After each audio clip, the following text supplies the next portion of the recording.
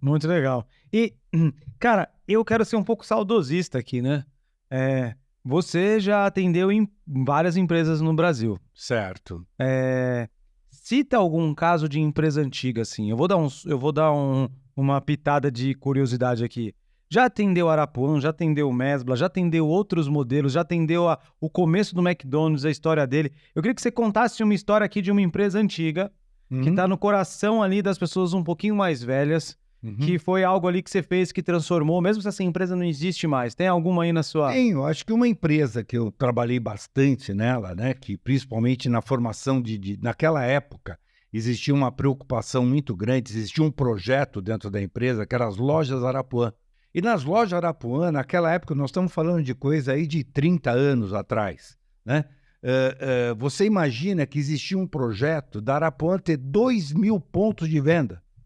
Esse projeto era fazer o quê? Era criar loja de 100 metros quadrados, localizada em vários pontos do Brasil, e você ter depósitos centrais. E você ia ter em cada loja, Delma, imagina que loucura, você ia ter um computador e ia receber um disquete com toda a linha de produto, e dentro da loja ia ter alguns produtos para mostrar. Então você ia ter uma televisão bacana, uma geladeira bacana, um fogão bacana, mas o restante você sentava com o cliente e ia fazer esse trabalho. Então você imagina que isso, na época, né, é o que a Magazine Luiza tentou fazer, eu não sei se conseguiu implementar esse negócio. Mas eles tinham um outro pensamento lá dentro que era bacana naquela época. Era fazer a empresa se transformar e ela ter vida própria. Cada loja, o gestor da loja, o gerente da loja, conduzia aquilo. Então era quase uma ideia de franquia. Era quase uma ideia já naquela época, né, que era fazer aquilo e transformar aquilo numa franquia. E o gerente ter vida própria. O que é ter vida própria? O gerente ele trabalhava em cima de manuais, era processo, era... Nossa Senhora, cara, saiu fora do manual, você não tem jeito, era muita coisa, né? Era muita coisa que tinha. E aí o gerente tinha que ter um pouco mais de liberdade, ele tinha que começar a pensar, né? Porque muitas vezes ele via o produto e falava assim: ah, mas aquele produto tem que ficar escondido porque no manual está escrito que o lugar dele é lá. Mas se ele não está vendendo, tira ele de lá e coloca ele na frente da loja. Então você tinha que treinar os gerentes para que eles pudessem entender tudo isso. Entendi. Quando a gente olha de passado, eu vou falar mais uma, muito legal. Você sabe que eu trabalhei na Eletroradiobras, né? Nossa. Bom, Eletroradiobras, ela se transformou depois no Jumbo Eletro. Mas eu, tá? Ah! Depois ela virou. Na época da Eletroradiobras, Lá na Oliveira Faria Lima, lá em Santo André tinha uma ali perto do McDonald's. Ali. tinha lá um Jumbo Eletro, Jumbo grandão, grandão. Mas antes, Eletroradiobras, eu fui caixa lá, né? Eu fui caixa de supermercado. E tem muita história, né? E aí, depois que eu cresci, passando esse negócio todo, eu acabei trabalhando no Jumbo. E foi numa fase que eu fui fazer trabalho com o pessoal de treinamento, o Marcelino era o diretor de RH, o Carlos era o responsável também por treinamento.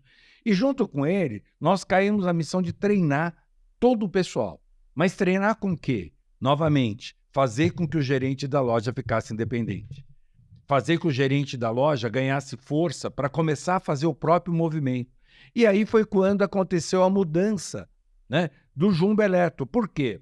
O Jumbo ele não era grande o suficiente para ser um hipermercado, mas também ele não era pequeno o suficiente para ser um supermercado. E aí o Pão de Açúcar começava a enxergar que ele tinha que investir em várias marcas. Então, alguém lá dentro, eu não lembro agora a época quem era o diretor lá que fez esse projeto, transformou o Jumbo em Pão de Açúcar Superloja. Então, ficou mais fácil para você lidar. Né? Mas o Jumbo Eletro era do Pão de Açúcar? Era do Pão de Açúcar. Então era do Abílio Diniz. Do Abílio Diniz. E você sabe que hoje em dia a gente fala de treinar, né? Uma coisa que era interessante, a gente fazia o seguinte: gente, vamos saber como é que está a nossa venda. Então, quando chegava a hora do lixeiro, sabe? O lixeiro ia passar para recolher o lixo. Um pouco antes, a gente saía da loja, principalmente da loja ali da Teodoro Sampaio, né? Andando, saía todo mundo espalhado, chefe de seção, sabe? Até o diretor da loja, todo mundo saía andando para ver até onde nós achávamos a sacolinha nossa de lixo. E aí, quando você via a sacolinha nossa no lixo, né, que é a sacolinha de plástico, ao lado do concorrente, tirava foto, era festa. Porque você imagina, o cara estava saindo do lado do concorrente para comprar na loja. Ah, legal. Entendeu? Então era assim que você fazia a pesquisa. Não tinha como você saber qual era o alcance. Você não tinha naquela época o CRM para saber aonde as pessoas estavam, né? Então você tinha que saber sair descobrindo até onde o pessoal comprava. Então um dos caminhos era olhar o cesto de lixo, olhar o lixo que a pessoa colocava na rua com a sacolinha. E a sacolinha passava a ser uma ferramenta de marketing, Caramba. né? Então treinar a pessoa. Nas lixeiras. Na lixeira, na lixeira. E isso é uma coisa muito bacana, porque quando você fala de treinar, Dema, a gente tem que pensar o seguinte: a grande empresa, muitas vezes, ela já tem uma estrutura, ela já vem com seus manuais, mas o treinamento a pessoa tem que praticar os manuais da empresa. E o que acaba acontecendo é que hoje as pessoas, cada um que vai dar um treinamento, ele treina uma filosofia, ele treina um pensamento, mas aquilo que é a essência da empresa, muitas vezes param de treinar.